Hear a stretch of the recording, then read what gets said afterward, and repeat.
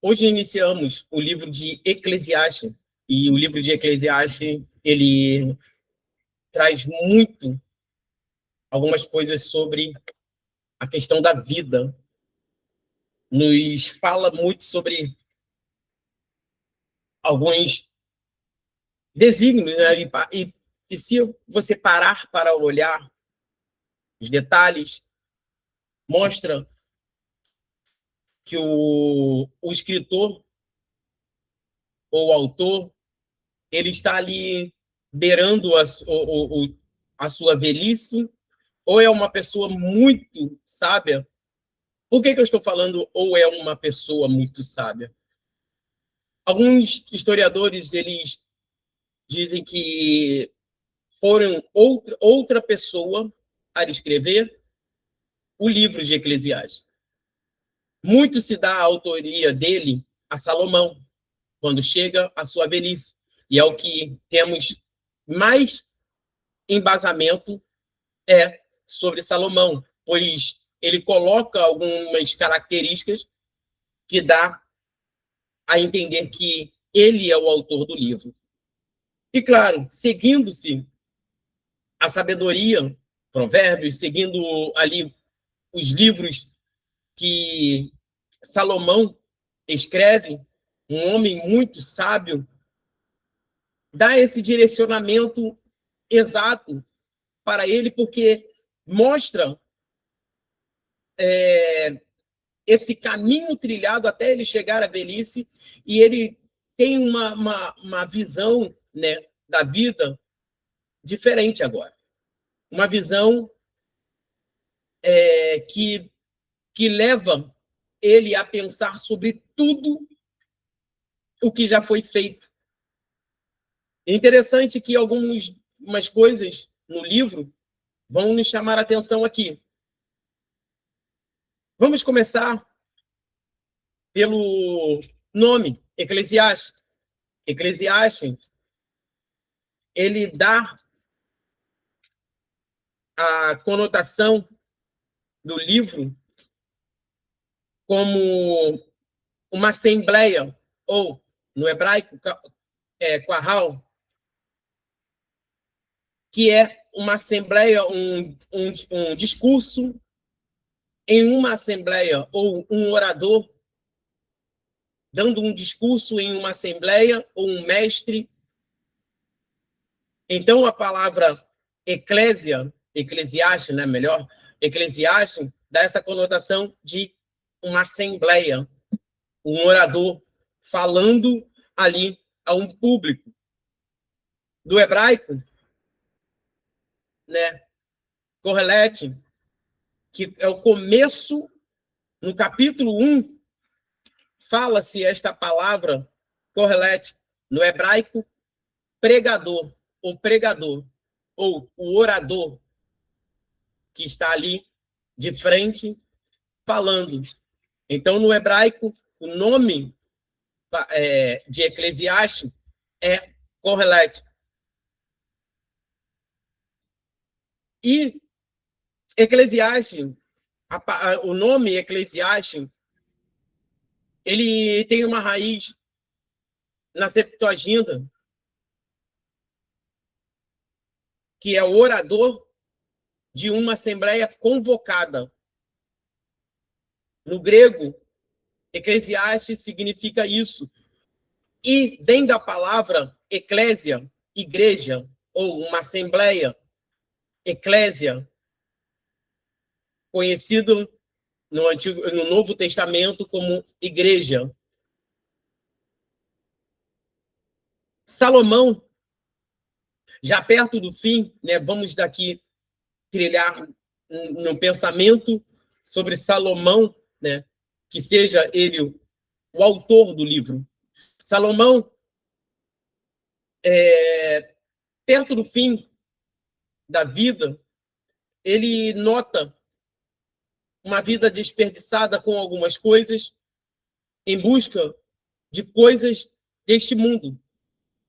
E foi levado ao arrependimento, aonde está ali escrito, pela repreensão do Senhor. E encontramos aí em 1 Reis, capítulo 11, versículo 9 ao 13.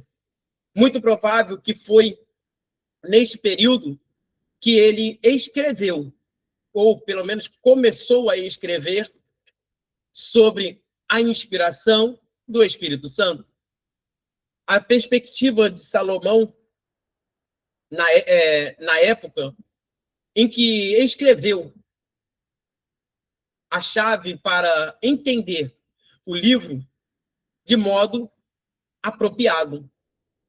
Salomão escreve do mesmo ponto de vista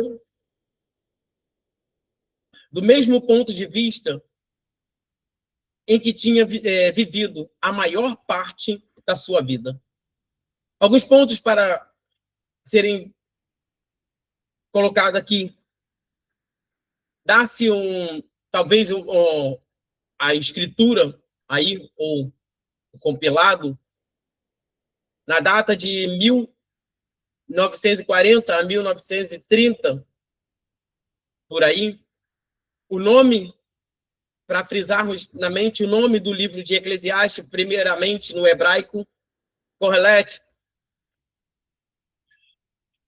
ele contém aí 222 versículos, contendo 12 capítulos. É o 21º livro, e tratamos como um livro poético, né, na nossa tradição. A autoria deste livro é dado a Salomão pela tradição rabínica, e isso é fundamental. Já basta, quando vem da tradução rabínica, alguns argumentos que dá essa autoria a Salomão. Por quê? No começo, ele já fala, no capítulo 1, versículo 1, que diz assim: a palavra do pregador, filho de rei, filho de Davi, rei de Jerusalém. Muitos pegam essa fala como se, mas outras pessoas também usaram a mesma fala. O próprio Jesus, que ali é colocado, Jesus, filho de Davi, tem misericórdia de mim, pelo cego. E era comum falar, também sou filho de Davi, pois não era só da linhagem, mas também porque era de Jerusalém e tinha era comum essa fala. Porém, segue-se também algumas coisas, alguns argumentos para dar essa autoria para Salomão. Era conhecido por sua sabedoria. Ainda no capítulo 1, 16. Salomão é conhecido pela sua sabedoria. E eu disse, versículo 16, capítulo 1, e eu disse a mim mesmo, eu me tornei importante e superei em sabedoria. E segue aí o versículo 16. Outro ponto possuía uma incomparável riqueza, que está no capítulo 2, versículo 8. Amontoei também para mim prata e ouro e tesouro de reis e províncias. Provi-me de cantores, cantoras e das delícias dos filhos dos homens, mulheres e mais mulheres. Outro ponto que, no argumento que dá autoria a Salomão, usou um extenso projeto para construção. No versículo 4, fala sobre, no capítulo 4, versículo 6, fala sobre isso. Melhor é um punhado de descanso do que ambas as mãos cheias de trabalho e correr atrás do vento. Salomão atende a todos os pré-requisitos para que ele seja o autor do livro de Eclesiastes. Pegando aqui, entendendo um pouquinho sobre o livro de Eclesiastes.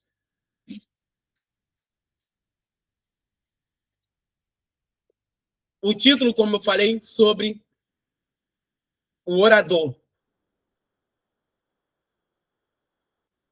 Curiosidade, aqui é a palavra, que aqui vai uma primeira chamativa de atenção, que é, na nossa tradução, vaidade ou vaidade.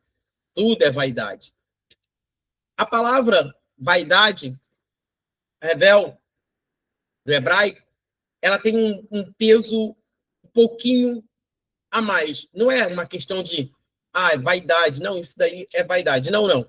Aqui dá uma conotação de vapor passageiro, algo temporário. E Eclesiastes vai ser trabalhado em cima do que ele vê sobre a vida. Tudo isso é passageiro. Tudo isso é como se fosse um vapor temporário. A pessoa nasce, cresce, tem os seus afazeres e deixa tudo isso, pois está destinado ao homem a morrer uma só vez, a viver também uma só vez, como também a morrer uma só vez. Então, por isso essa conotação do orador ou do pregador, vamos colocar assim, de dizer que, chegando ao fim da vida, ele nota que todo aquele esforço, tudo aquilo feito, se torna temporário, passageiro, como se fosse fumaça, um vapor passando. Então, quando você olhar novamente o texto dizendo vaidade, vaidade, aí você já sabe que a conotação não é como só olhamos hoje, é vaidade, é luxo, né? Vaidade, muitas pessoas pensam, é coisas de luxo, é coisas de vaidosas, coisas que eu quero ostentar. Acaba tendo uma certa relevância aí.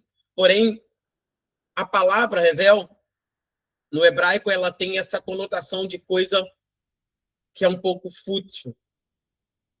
Tudo isso.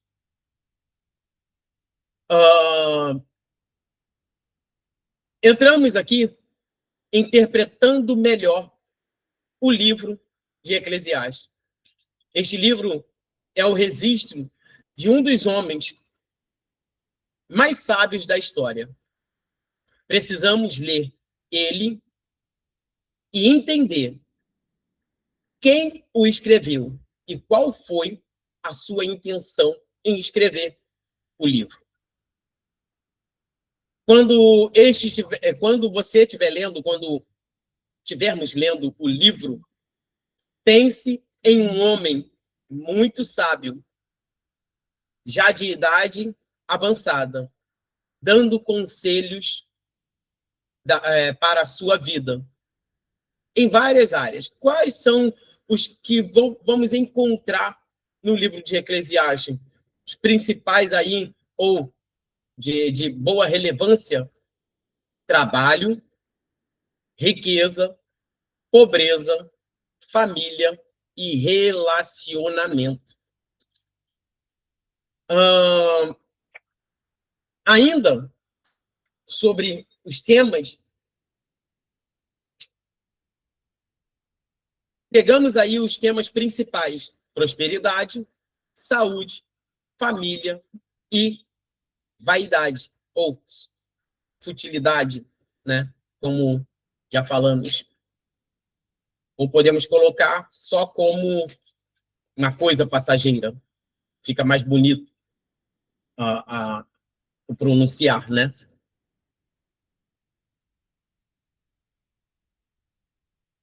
Principais assuntos abordados aqui. Primeiro, vaidade. Ou, novamente, as coisas passageiras ou temporárias. Capítulo 1, versículo 2, já começa a falar sobre esse revel, né? Temporário e temporário. Diz o pregador. Temporário e temporário. Pegando aqui uma certa fala. Ou você pode colocar de vapor ou vapor, passageiro ou passageiro. Diz o pregador. Passageiro e passageiros. Tudo é passageiro. Na palavra mais indicada para o original, revel. Pegamos aqui a segunda parte, que também vai falar sobre assuntos abordados, que é o destino do homem, que é capítulo 3, 18 ao 20. Ainda vai abordar outro assunto, que é quase um questionamento. Uma morte abençoada? Essa entra no capítulo 4, né? Ainda tem inveja de seu próximo. Outro é condição social, também é vaidade, ou é temporário. Sentido e dinheiro. Outro ponto, a vida folgada. E, por fim, chegando ao como envelhecer bem. Bem, esse daqui foi um certo preparatório para começarmos a falar mais do livro. Eclesiastes é o livro de Eclesiastes está escrito na perspectiva de um mestre, ou podemos tratar aqui, pegar aqui, Correlete, em hebraico, em uma profunda reflexão filosófica, ou sapiencial. Acho que eu não errei a fala. Sobre o sentido da vida, a vitalidade, a morte, as futilidades das realizações e das realizações humanas, quando desconectada ao Criador, onde ele termina dando esse alerta sobre o sentido de tudo que ele vai falar no livro. Na introdução, encontramos assim, o problema da vida, um tema, né? Vamos aí botar em tópicos, creio que 6 tópicos iremos estar falando aqui. E esse tópico primário é o problema da vida, capítulo 1, do 1 ao 11, versículo do 1 ao 11. Nessa sessão, inicia, o autor apresenta o tema central da sua obra e sensação que a vida humana, vista apenas por uma perspectiva terrena, parece que não tem propósito final. Olha só que interessante. Por isso que hoje me chamou demais a atenção em estar estudando o livro. Quando eu comecei a ler, eu falei assim, gente, esse livro vai muito mais além do que se imagina. Tem uma profundidade e uma veracidade, uma coisa muito interessante quando você está estudando, lendo ele. O autor, ele acaba vendo parecer não ter um propósito final na questão da vida. E nessa sessão ele tem a identidade do autor, filho, é mestre, filho de Davi, rei de Jerusalém. Livro de Eclesiastes. O lema central, vaidade de vaidade. E já falamos, revela aqui, como se fosse passageiro. Passageiros e passageiros. Tudo é passageiro. Vaidade é vaidade, tudo é vaidade. Tudo é passageiro como fumaça ou neblina.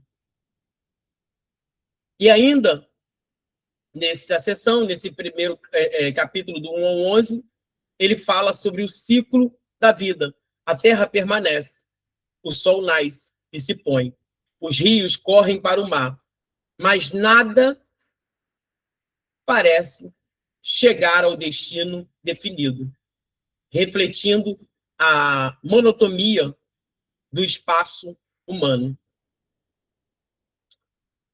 Nessa segunda sessão, fala sobre a busca por significado, as experiências pessoais. Do capítulo 1, do versículo 12 até o capítulo 2, versículo 26, o mestre, ou o orador, ou o pregador, ele relata a sua própria jornada, tentando encontrar satisfação e sentido duradouros debaixo do sol. E essa palavra você vai encontrar em toda Eclesiastes. Debaixo do sol.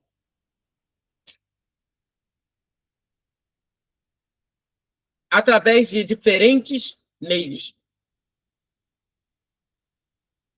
Nessa sessão, vamos pegar aqui. A busca pela sabedoria. E olha que o capítulo 1, a partir do versículo 12 ao capítulo 2 ao 26, versículo 26, que vai estar falando a busca pela sabedoria. Descobre que o aumento do conhecimento traz aumento de tristeza. Eu pude refletir um pouco mais sobre isso hoje. Quanto mais conhecimento, quanto mais você detém sabedoria, conhecimento, mais você vai ficando aflito.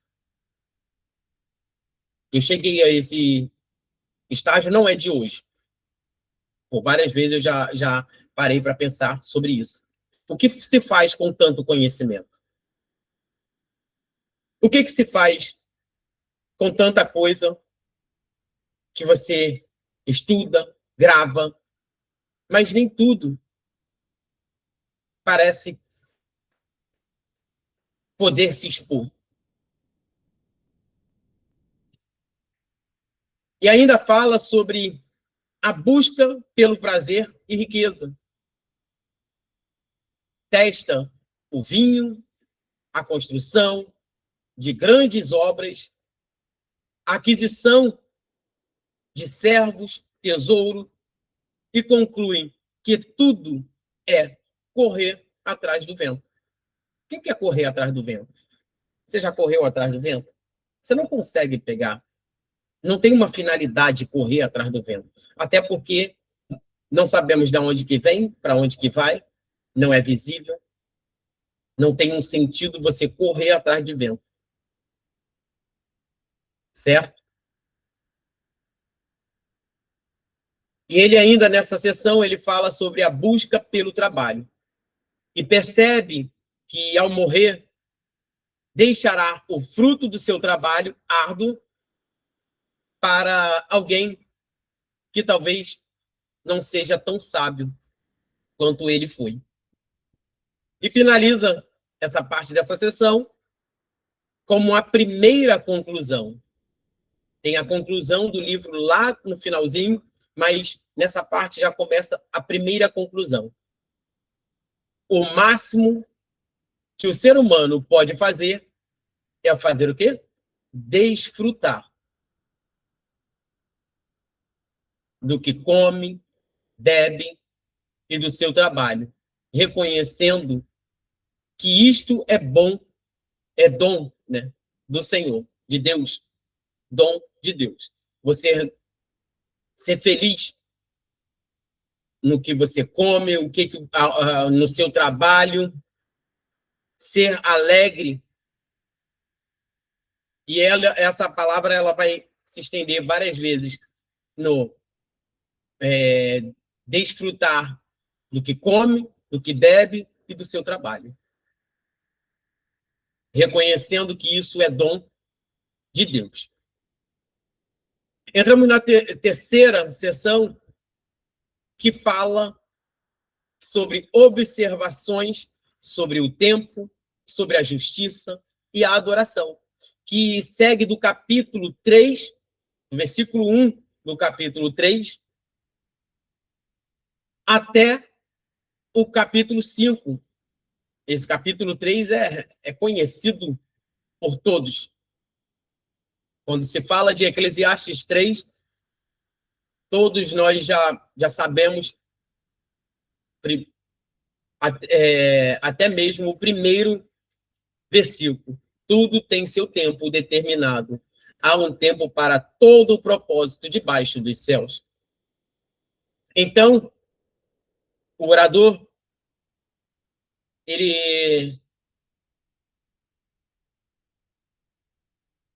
o olhar do orador se volta a si mesmo, para o mundo ao seu redor, observando as coisas funcionando na sociedade. Primeiro ponto, a soberania do tempo. Esse é interessante, é uma palavra bem... A soberania do tempo. E só quem tem o tempo, o controle do tempo, só é um.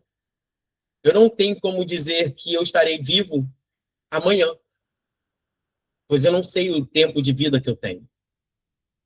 O único que detém isso é o Senhor, é o nosso Deus. O famoso poema de que há tempo determinado para todas as coisas, nascer e morrer, plantar, colher, chorar e rir.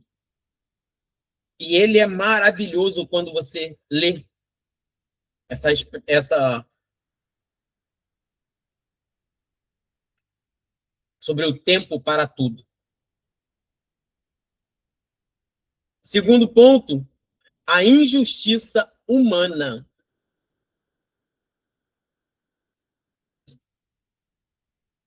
A injustiça humana.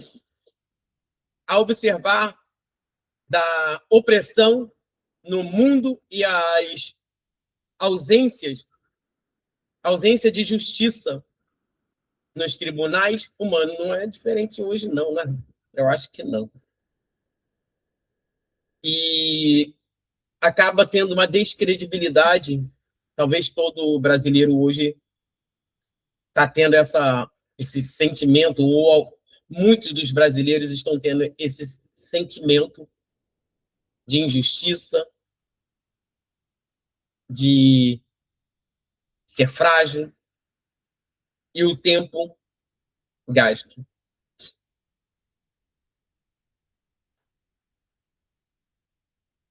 Sobre essa questão da injustiça humana.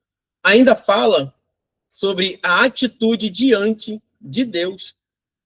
A atitude diante de Deus. Que é muito interessante pegarmos aqui para dar uma boa lida. Entre tantos que eu reservei aqui, esse aqui eu queria até pegar no capítulo 5. Conselhos práticos sobre como se portar no templo, ouvir mais, falar menos e cumprir os votos feitos a Deus. E essa questão do ouvir mais, falar menos, é algo que é uma necessidade que temos que ter. É uma necessidade, falando de mim mesmo. Ouvir mais, falar menos.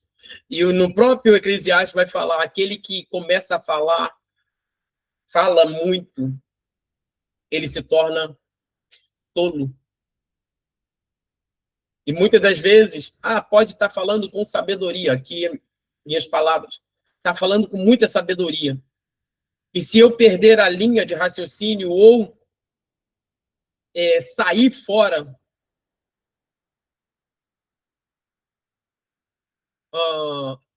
do que eu estou falando, eu se torno um tolo.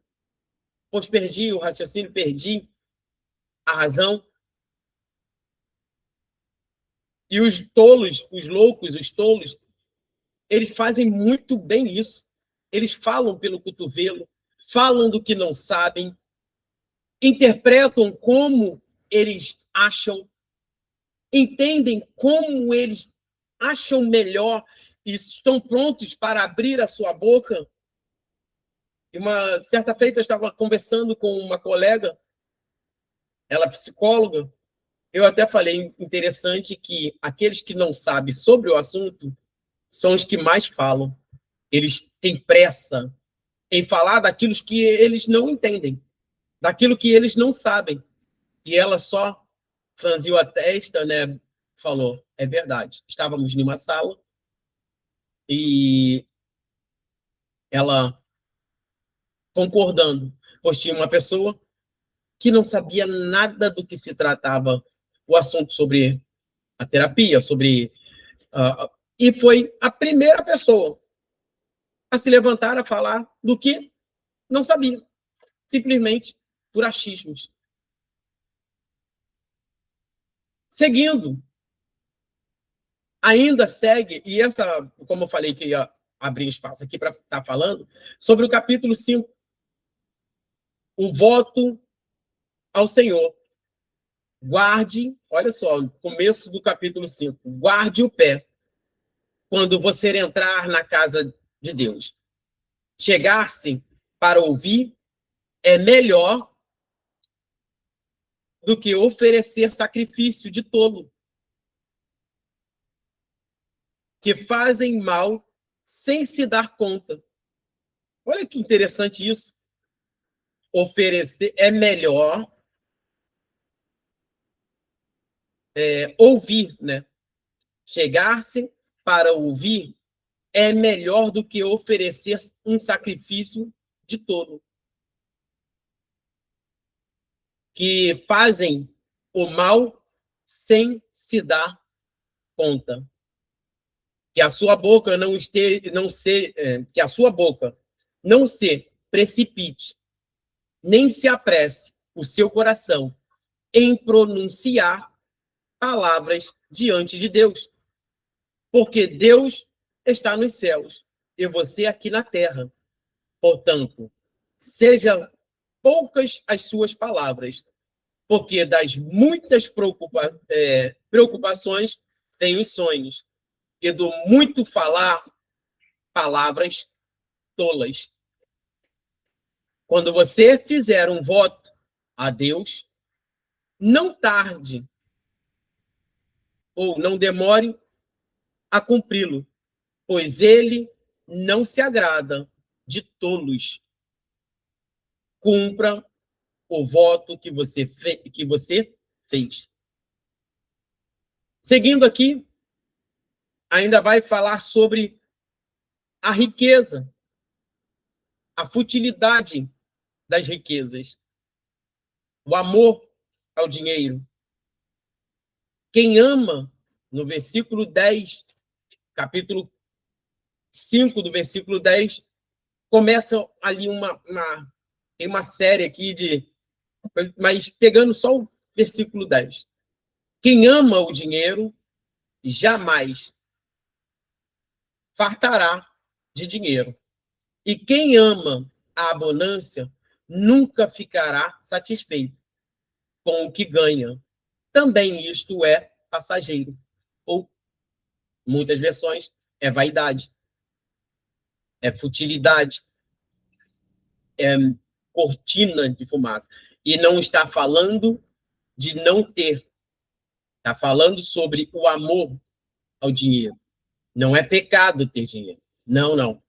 Pelo contrário, ele ainda fala muito bem sobre você gozar do seu trabalho, do dinheiro que você tem. Mas aquele que se apega, que ele ama o dinheiro, ele mais, quanto mais tem, mais ele quer. E os sonhos dele se tornam perturbador, pois não dorme direito, pois é apegado ao dinheiro. Pois isso é mais uma coisa passageira, pois você vai deixar para alguém e talvez alguém não vai, ou filho, ou sei lá, alguém vai ter o seu dinheiro e não vai empreender ou usar como deveria. Não terá, talvez, essa sabedoria.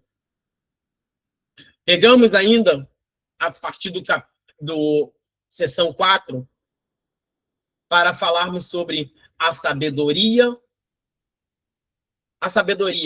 prática e as limitações humanas. A partir do capítulo 6, do versículo 1, até o capítulo 8, versículo 17, o autor explora situações específicas onde a sabedoria é útil, mas reconhecendo que ela não consegue responder todas as perguntas da vida. Para você fazer essa análise. Toda a sabedoria humana, e a sabedoria de Deus, se for enxertada em 50% sobre o ser humano não suportaria. Então, a sabedoria explica que a situação específica da sabedoria é útil. E ele exalta a sabedoria, tá? E é muito interessante visarmos isso. Ele exalta muito a sabedoria. Mas a sabedoria, ela é útil. Mas precisa reconhecer que ela não consegue responder todas as perguntas do universo. Você sabe dizer o que tem em Plutão? Ou em Júpiter? Você sabe detalhar do que é feito as estrelas? Se é planeta, se é estrela, se o que seja? Você sabe detalhar como se formam as cortinas das nuvens no céu, ou as geleiras? Como se faz isso? É complicado. Mas vamos seguindo. 5. A realidade da morte. Ou melhor, continuando ainda no 4, ele fala sobre esse primeiro ponto, a estratégia da insatisfação. Ter a riqueza e honra, mas não ter saúde ou incapacidade de desfrutá-la. O que adianta? Ter riqueza, ter honra, ter prazeres, mas você não pode desfrutar delas. Talvez por uma incapacidade ou algo acontecer. Adianta ter muita riqueza, mas não poder comprar o oxigênio. Ter muita riqueza, mas o dinheiro, ter honras, status, patente, não vai te livrar de coisas da vida. Provérbios de sabedoria. Segundo ponto, provérbios de sabedoria. A importância da reflexão, do luto sobre a festa. Isso aqui também é outra coisa muito interessante. fala sobre o luto,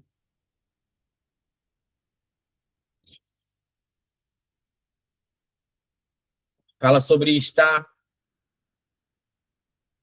em lugares que vão contrastar vida, e ali você percebe que o fim de todas as coisas estão ali, diante de você, na morte.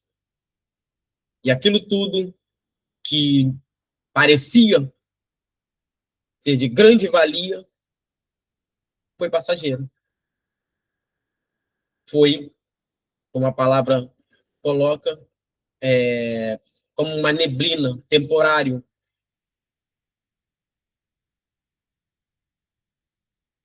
E o mistério, mistério da providência, que finaliza no 8.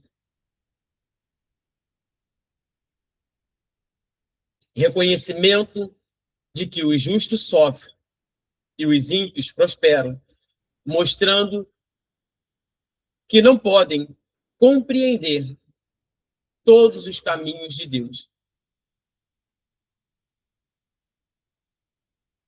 E mostra também uma significativa muito boa, que é sobre a morte vem para o rico, vem para o pobre, vem para o justo, vem para o injusto. Ele ainda fala sobre a questão do animal, né? Pegando aqui, para dar voltar lá atrás, deixa eu ver se está aqui. Ele fala sobre uma questão do animal. Tanto o animal, aqui no capítulo 3, versículo 16, vi debaixo do sol um lugar de juízo que reinava a maldade, e no lugar da justiça havia mais maldade. Então, eu disse a mim mesmo, Deus julgará o justo e o ímpio, porque há um tempo para todo propósito e para todas as coisas. Disse, mas... E assim por diante. Vai chegar aqui no 17, 18, né? Eu disse, mas isto é por causa dos filhos dos homens, para que Deus os prove e eles vejam que são em si mesmo como os animais. Vão morrer de qualquer jeito, tanto um quanto o outro. Vamos seguindo. Seção 5, né? Essa parte 5, falando sobre a realidade da morte e a chamada para a alegria. O destino comum. A morte chega para todos, justos, ímpios, sábios e tolos. Claro que também é colocado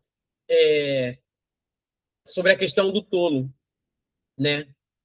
Se for tolo, a morte vai chegar mais rápido. E não é porque chegou o tempo dele, é porque ele foi tolo. E muitas das vezes a morte chega e a pessoa é cheia de vida. Mas chegou um tempo que deu-se assim, muito pelas suas tolices ou erros, mas também há aqueles que são sábios e que morrem antes do tempo. E quem dá esse desígnio? Não é a sabedoria, não é A, não é B, quem tem mais conhecimento, quem tem mais dinheiro, quem é mais pobre ou quem é mais rico. Não. Esse tempo não está para que eu e você controle, e sim Deus. Esse tempo fala sobre o destino comum de todos, tá? E o capítulo 9 ele começa até aqui, no meu subtítulo, fala: tudo acontece igualmente para todos, tá? Ainda fala, segundo ponto, sobre a alegria no presente. No presente. Um forte apelo para viver com alegria, amar a sua esposa,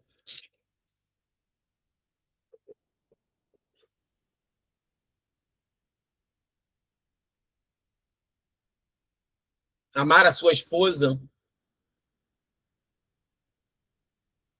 celebrar e fazer o seu trabalho com dedicação enquanto há vida. Terceiro ponto é os riscos da insensatez, desculpa. Os riscos da insensatez. Aí vai falar sobre essa questão do tolo, né? Lembra-se do seu Criador no dia da sua juventude. Antes... isso aqui. Acho que 11. Que fala... lembre-se do seu Criador no dia da sua juventude, antes que os dias maus da velhice cheguem. E belamente escrito, de uma forma poética, nos convidando a usufruir da vida, enquanto há vida. E como é que vamos usufruir dessa vida enquanto há vida? Tem gente que tem 50, tem 60, tem 80 anos. Goze da felicidade, da vida que há em você. Goze do prazer enquanto você tem juventude. 50 anos pode declarar-se ainda jovem. 60, até 70 anos, você é jovem, você consegue fazer muitas coisas. E uma das coisas boas da vida é regozijar do prazer da vida que Deus te deu. E chegamos aí ao conselho dos jovens, né? Que é esse, no começo do capítulo 12, falando sobre a juventude. E chegamos ao final, conclusão. E essa conclusão, ela parece ser detalhada, é um epílogo, possivelmente adicionado por um editor ou narrador, que resume e encerra a jornada filosófica do livro. E essa conclusão, vamos lá, resumo da tese. A reiteração de tudo o que é vaidade, ou do que tudo que é passageiro. Segundo ponto, o valor da palavra do mestre, ou do orador, ou do pregador. Reconhecimento de que os ensinamentos foram sábios e bem pensados, como pregos bem fixados. E terceiro e último ponto, o dever supremo. E olha, ele termina essa conclusão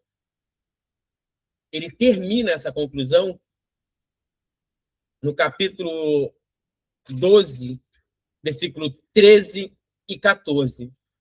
E eu faço questão de ler para finalizarmos esta aula. A conclusão, capítulo 12, versículo 13 e 14. Tudo o que se ouviu, a conclusão é esta: tema a Deus e guarde os seus mandamentos, porque isto é dever de cada pessoa. Porque Deus há de trazer o juízo a todas as obras, até as que estão escondidas, quer sejam boas, quer seja má. Então, o livro resume toda a sabedoria, tudo que foi falado, ele tem uma conclusão. E essa conclusão é: tema a Deus. Provérbios fala sobre isso. O princípio da sabedoria é o quê? É temer ao Senhor. Então, Eclesiastes finaliza em: um coro: teme ao Senhor. Ele começa com vida, termina sobre a questão de morte, na velhice, mas a conclusão, ela já dá um arremate geral, que é: de tudo o que se ouviu, a conclusão é esta: tema a Deus e guarde os seus mandamentos, porque isso é dever de cada pessoa. Amém? Este é o livro de Eclesiastes, e voltaremos com o próximo livro, que é Cântico dos Cânticos, ou Cânticos de Salomão, e entraremos aí no estudo sobre o Cânticos.